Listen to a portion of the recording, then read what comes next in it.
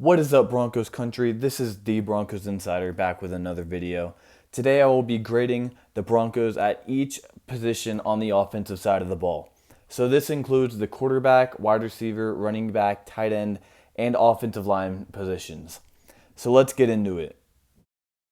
So starting off with the quarterback position, I gave this positional group a grade of a B-. Of course, this group is headlined by second-year quarterback Drew Lock. I really like Drew Lock, and I think that he has great superstar potential in the NFL. However, I gave this group as a whole a B- because his backup situation isn't necessarily the best. We have Jeff Driscoll, who we signed this offseason for a pretty cheap deal to be our backup, presumably. And then we got undrafted free agents Brett Rippon from last year, and then this year's undrafted free agent from Vanderbilt, Riley Neal. So because although I think Drew Lock will be a really good quarterback in this league, his backups really hold back the position as a whole, which is why I've assigned them a B-. In addition to that, although I think Drew Lock does have that superstar potential, which I was just talking about, he has only played 5 games in the NFL where he has gone 4-1, and he's done fantastic overall. However, he just needs to get some more games on paper, and then we can definitely bump this grade up. Next up, I have given the Broncos running back position a grade of an A. I think that this could very well be the strongest offensive position for the Broncos on that side of the football. Headlined by running backs Phillip Lindsay and Melvin Gordon, I think that they create one of the strongest running back duos in the entire NFL. Phillip Lindsay, of course, has had 2 1,000-yard seasons in his first 2 seasons in the NFL after being an undrafted free agent.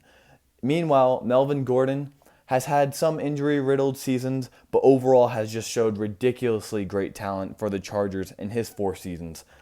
This offseason, the Broncos brought in Melvin Gordon on about $8 to $9 million per year for the next 2 years. I think this was an excellent addition overall for the Broncos because he and Phillip Lindsay are going to complement each other so nicely, with Phillip Lindsay's ability to run inside and under center, and Melvin Gordon's ability to take it outside of the tackles, out of the shotgun formation. I think that the Broncos will be able to be dominant on the ground this season. And this isn't even including Royce Freeman, who I know he isn't the biggest, player in the fans' hearts after last season, but Royce Freeman was a third-round pick and has exhibited some pretty nice talent so far in his NFL career. And if he can maybe get back to that talent level, maybe he'll see some snaps. However, I think that his snaps will be very limited, and he'll just remain a very solid third option insurance policy for both Phillip Lindsay and Melvin Gordon, who will dominate this upcoming season. The reason why I didn't give them an A+ is just because Phillip Lindsay and Melvin Gordon are coming off seasons to where they weren't as good as the year before. In 2018, both of them were Pro Bowlers. Speaking of which, we are the only running back group in the entire NFL that has 2 running backs who have been Pro Bowlers within one of the last 2 years. And so the reason why I didn't give them that A+ was because I think that their stats need to just get bumped up a little bit. With Phillip Lindsay, I think we can reasonably attribute that to just the stagnant offense overall last year with Joe Flacco and Brandon Allen for the majority of the season. And also Melvin Gordon's holdout. He didn't get as much training as he would have gotten in training camp to get him ready for the NFL season. However, I think that these two will be able to dominate, like I said before, and just really solidify that Broncos run game. And that's why I've given them a positional grade of an A. Next up, we have almost certainly the most improved position for the Broncos over this current offseason, which is the wide receiver position. I've given this positional group an A- as they are an elite squad now. Starting with Courtland Sutton at the wide receiver 1 position, he is just an absolute X factor in the game. He's a guy that can run all of the routes on the route tree, and you can throw him the 50-50 deep ball, and he will come down with it. Next to him, we have, who was the number 15 overall pick in the draft, Jerry Jeudy. Jerry Jeudy's a guy who I actually believe is one of the best wide receiver prospects of all time, and especially in recent history. So I think he will be electric next to Courtland Sutton, as Jerry Jeudy is an electric route runner, can make all of the stops and moves just like Courtland Sutton, but I think even better. He will be that technician that Emmanuel Sanders was for Demaryius Thomas all those years. We also have KJ Hamler, who is that speedster from Penn State that the Broncos doubled down on and got him in the second round after getting Jerry Jeudy. KJ Hamler is a speedster who is said to be able to run in the 4.2s for the 40-yard dash. He will be a guy who can stretch the field for the Broncos and just open up that defense, take the top off of the defense, just allowing Courtland Sutton, Jerry Jeudy, Noah Fant, Melvin Gordon, and Phillip Lindsay to eat up the middle of the field and in the short levels. And then after those three guys, the Broncos have two guys in Tim Patrick and Deshaun Hamilton, who are very solid veterans to be a wide receiver 4 and wide receiver 5. They both have solid NFL experience at this time, and both have actually had flashes of being able to actually be a very good wide receiver in the league. So if one of the Broncos' top 3 wide receivers were to go down, or maybe KJ Hamler isn't able to pick up the Broncos playbook as fast as people like Deshaun Hamilton and Tim Patrick, who are NFL vets, I think the Broncos will be well covered with what I believe may solidify itself as a top 5 wide receiver squad by the end of the season. However, right now I'm keeping it safe, calling them an A- for their potential and talent.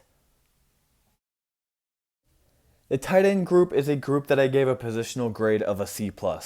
Although I really like the talent of a guy like Noah Fant, who I believe will be an elite top 5, top 3 tight end solidified in the next couple of years, it's nothing too flashy at this point in time, as Noah Fant still has a lot to prove in his NFL career.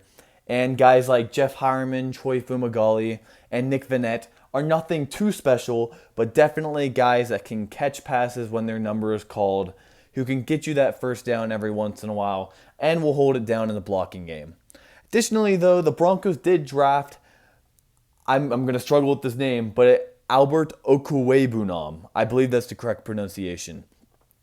I'll just call him Albert O for now. But this guy, he's a guy that already has a rapport with Drew Lock. I'm really hoping he can butt into a star, but for very similar reasons that I've already given for guys like Jerry Jeudy, not Courtland Sutton, Jerry Jeudy, KJ Hamler, and Drew Lock. He still has a lot to prove, along with Noah Fant, but I really do think that the tight end position for the Broncos can go a long way. But for now, I have to stick them with a grade of a C+. To wrap things up, I gave the Broncos' offensive line position group as a whole a grade of a B. This might be a little bit controversial, but the Broncos' offensive line really isn't nearly as bad as a lot of Broncos fans think. We have our center in Lloyd Cushenberry, who was a steal in the 3rd round of the draft. On top of that, we have Dalton Risner, who was a great pick in the 2018 draft, holding it down at left guard, with Graham Glasgow at right guard, who we snagged in free agency, who formerly played for the Lions.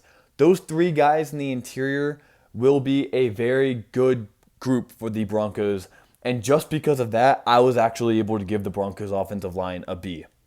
That's not even including right tackle Jawan James, who we paid him to be a top right tackle in the league, and when he did play for the Broncos in games such as the Texans game, he did do a very good job. However, his health is great concern.